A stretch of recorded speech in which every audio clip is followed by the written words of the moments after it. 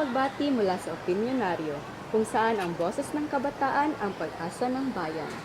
Para sa episode na ito ay ating pag-uusapan kung isa nga bang sumpa o biyaya ang pagbibigay ng ayuda para sa mga Pilipinong pamilya. Ngayon ay may kasama tayo. Ito ay si Hello, ako si Fiona. Yona. So, alam mo ba kung ano yung ayuda?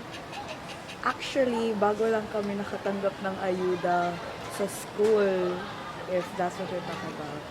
So, sa tingin mo, sa sarili mong opinion, isa bang sumpa o biyaya ang ayuda para sa iyo? Like, personally, biyaya, of course, kay the government actually provided us or helped us in some way.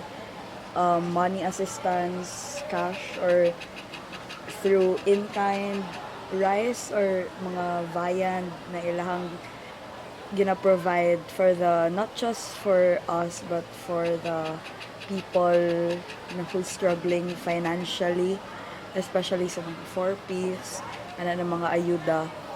But, if personally, i-ask ko nimo about how I will look at it, maybe my answer to your question will be it is a sumpa because low-wage minimum earner pay taxes for like every month na mabayaran nila ang ilahang sahod. And for them, it is a sumpa. And for me, it is also a sumpa watching them struggling financially.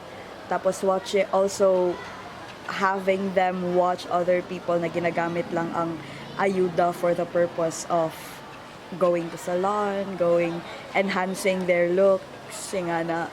But, yeah, overall, it is a sumpa, personally, because the main purpose of having ayuda is not, dili na niya ma-meet ang goal.